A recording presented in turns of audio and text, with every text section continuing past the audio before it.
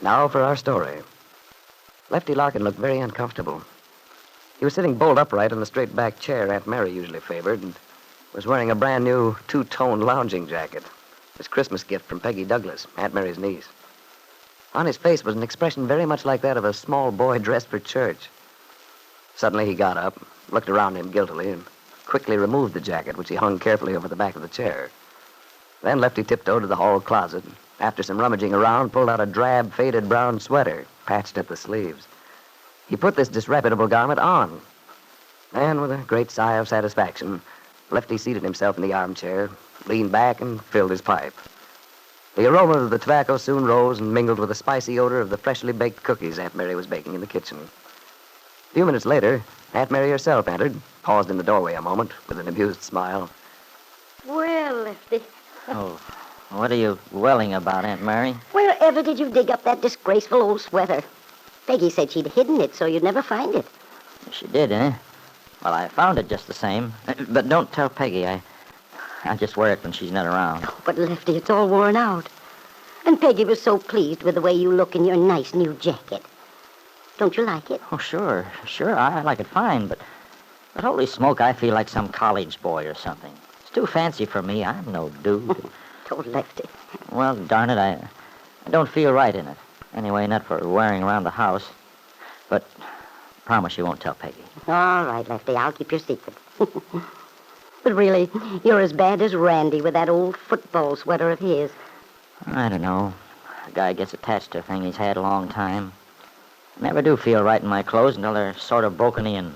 But by the time they're broken in, as you call it, Lefty, they're all worn out. Still, I guess you're entitled to your little idiosyncrasies. It's like me with my old thimble. I've had that thimble since I was 12. My mother gave it to me for my birthday. I just can't sew without it. That's funny, Aunt Mary. Did you ever stop to think about little things like that? Like your thimble, of how it stayed the same all the years? Well, people are changing all the time. Yes, I have, Lefty, many times. I suppose that's why we cherish such things. Because of all the associations, the memories they bring back.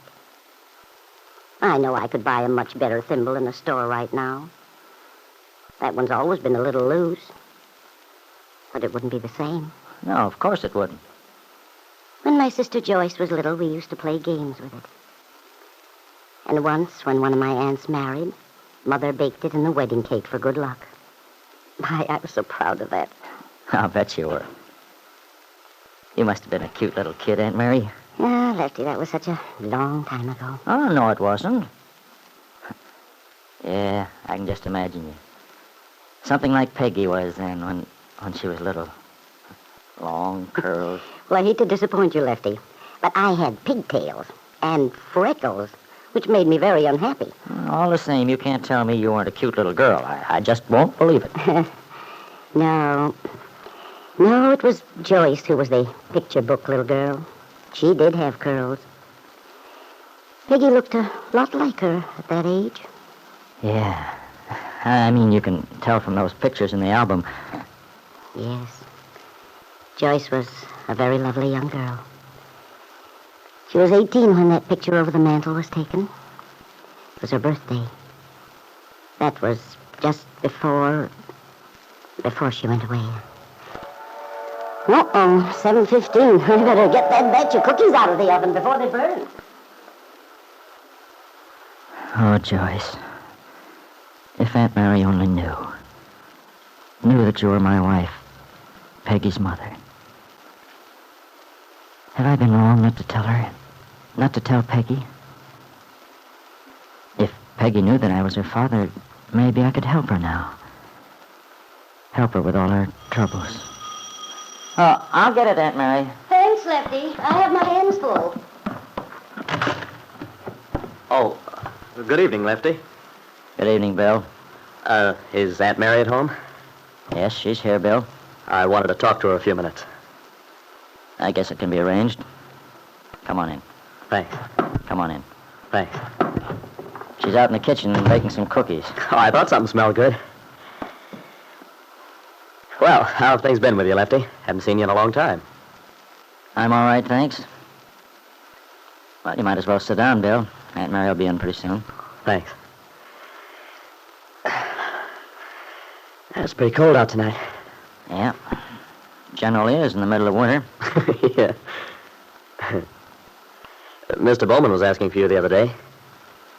What's on his mind? Oh, he just wondered if I'd seen you, how you were. Well, you can tell David that I'm getting along just fine.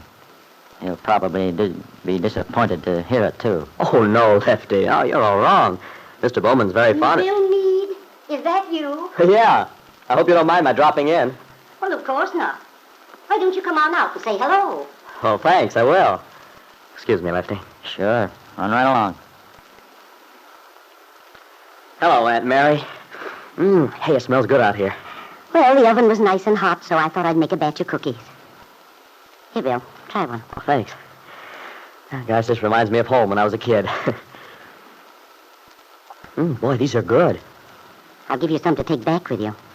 You can have them with your coffee in the morning. Oh, that'd be swell. I especially wanted to talk to you tonight, Aunt Mary. You've been such a lot of help. Oh, all I've done, Bill, was try to help you clear things up in your own mind. Yeah, but that's just what I needed. And I'm very grateful to you. I saw Ben Calvert and Kit last night. Went over to the house on 11th Street and gave them my answer. Oh? I told them I was prepared to fight for custody of the baby if necessary. Or in other words, you turned down Ben's offer. Yeah. It was the only thing I could do and keep my self-respect. Well, I think you're right, Bill. After all, what Ben suggested was practically like offering you a bribe. Well, that's the way it looked to me.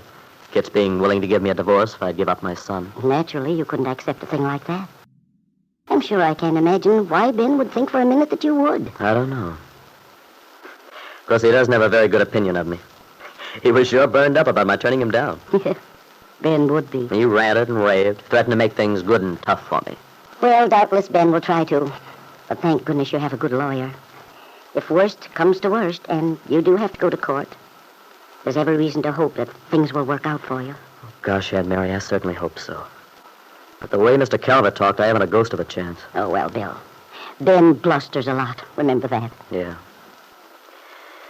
Well, anyway, I feel a lot better since I made the decision. Let them know where I stand. It was a pretty tough decision to make, too. For a lot of reasons. Yes, Bill, I know. But I think you did the right thing. And I'm sure you won't regret it. How's Peggy, Aunt Mary? Oh, she's pretty well, Bill. I guess she's not at home tonight, huh? No, she went to dinner with Nicholas. Oh. You've met Nicholas, haven't you? Yes, Nicholas and I had quite a talk not long ago. He's a nice boy. Yeah. I do hope he's not going to be unhappy when everything gets straightened out. Yes, so do I.